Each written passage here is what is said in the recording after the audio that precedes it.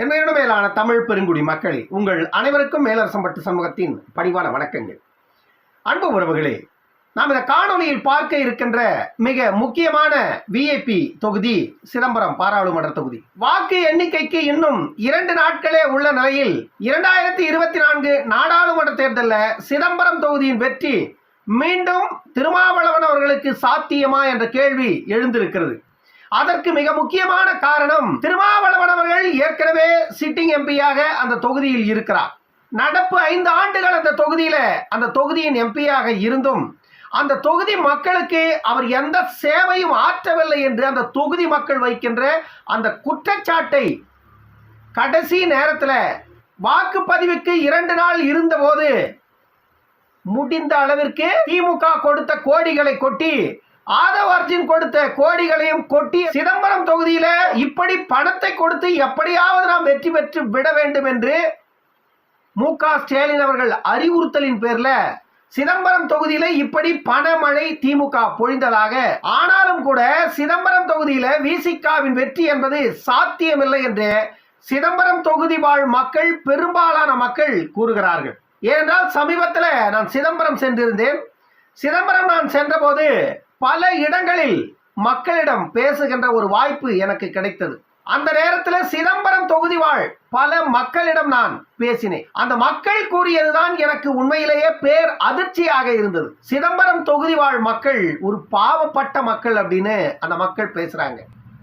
அதுக்கு காரணம் என்ன அப்படின்னு பார்த்தா, உலக புகழ்பெற்ற நடராசர் கோவில் சிதம்பரம் தொகுதியில தான் இருக்கு.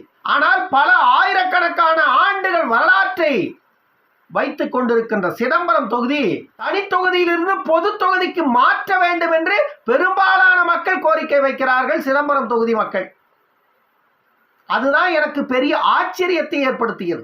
ஏன் அந்த தொகுதியை பொது தொகுதியாக மாற்ற வேண்டும் என்று மக்கள் கோரிக்கை வைக்கிறார்கள் அப்படின்னு பார்த்தா, இந்த தொகுதி தனி தொகுதியாக இருப்பதால பட்டியல் சமூகத்து மக்கள் மட்டுமே இங்கு போட்டியிட முடியும்.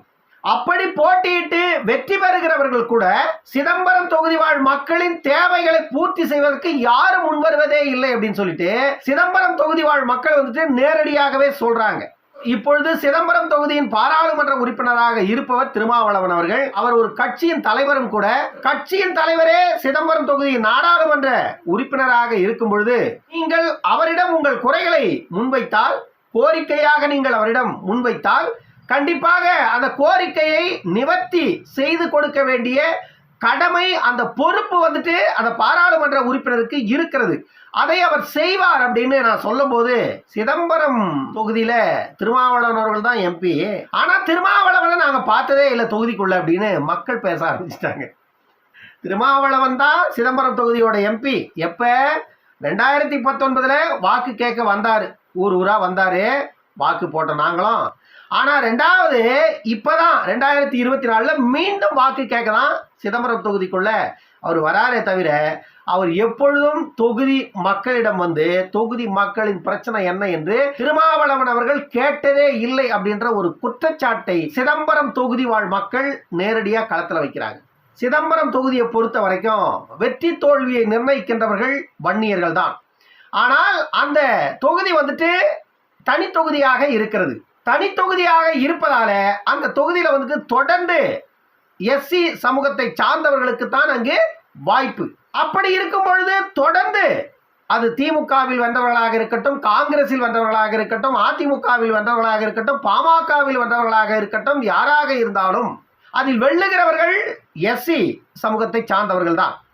எஸ்சி சமூகத்தை சார்ந்தவர்கள் வெற்றி பெற்றாலும் கூட தமிழ்நாட்டில் ஆட்சி அதிகாரத்தில் இருக்கிற இயக்கம் யாரு? திமுக, அதிமுக, அதிமுக, திமுக, திமுக, அதிமுக. இவர்களே மாறி மாறி ஆட்சி அதிகாரத்தில் இருந்தும் கூட அந்த பாராளுமன்ற தொகுதியில் வெற்றி பெறுகின்ற உறுப்பினரை கொண்டு அந்த தொகுதிக்கு இந்த இயக்கங்கள் எதையுமே செய்ய முன்வரல. இதுக்கு உதாரணம் தான் சிதம்பரம் பஸ் ஸ்டாண்டு. ஒரு புகழ்பெற்ற நகரங்க சிதம்பரம் நகரம். ஒரு மிக புகழ்பெற்ற நகரம், தமிழ்நாட்டில் மிக புகழ்பெற்ற நகரம்.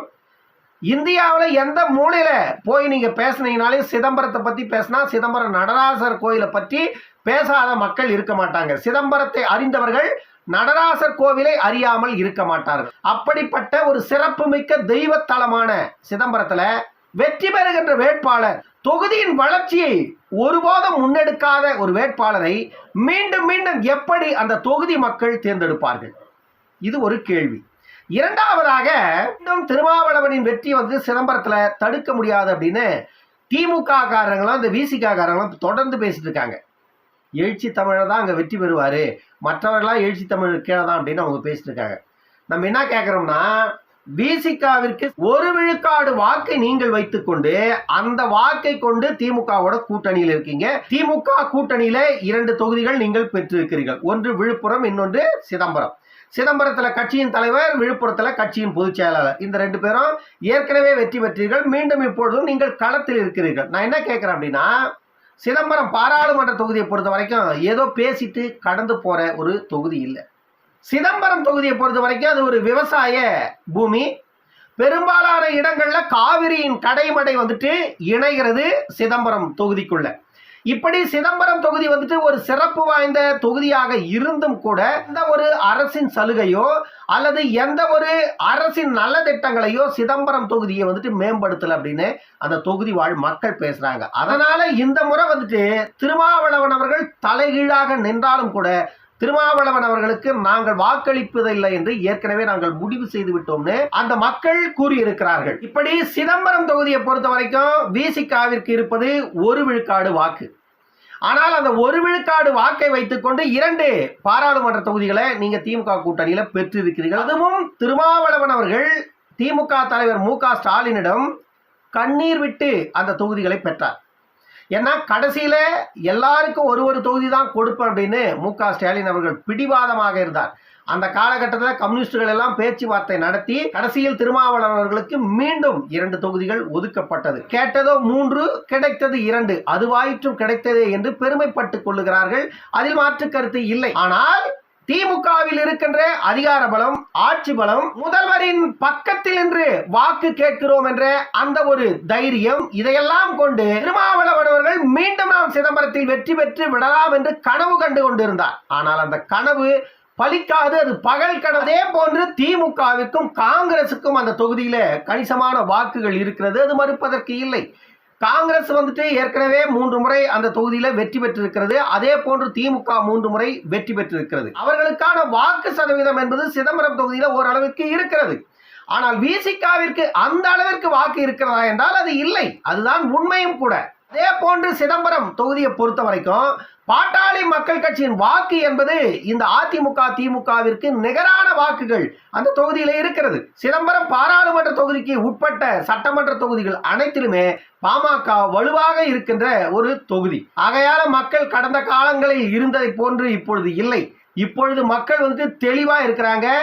எந்த ஒரு நன்மையும் தொகுதிக்கும் தொகுதி வாழ் மக்களுக்கும் செய்யாத திருமாவளவன் அவர்களுக்கு மீண்டும் நாங்கள் வாக்கும் அளிப்பதில்லை, இவரை போன்ற எம்பிக்கள் எங்களுக்கு தேவையும் இல்லை என்று மக்கள் ஏற்கனவே முடிவு செய்து இருந்தார்கள். இப்படியெல்லாம் இருக்கும் பொழுது திருமாவளவன் அவர்கள் எப்படி வெற்றி பெற்று விட முடியும் என்று மக்கள் கேள்வி எழுப்புகிறார்கள். இந்த முறை ஒட்டுமொத்தமாக பாமக வாக்கும் பிஜேபியின் வாக்கும் இணைந்து திருமாவளவன் அவர்களின் தோல்வியை உறுதி செய்திருக்கிறது. சிதம்பரம் தொகுதியில, சிதம்பரம் பாராளுமன்ற தொகுதியில 100 விழுக்காடு திருமாவளவன் அவர்கள் வெற்றி பெற மாட்டார் என்றே கள நிலவரம் கூறுகிறது.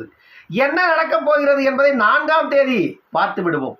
இன்னொரு காணொளியில் சந்திக்கும் வரை உங்களிடமிருந்து விடைபெற்றுக் கொள்வது மேலரசம்பட்டு சண்முகம். நன்றி, வணக்கம் அன்பு உறவுகளே.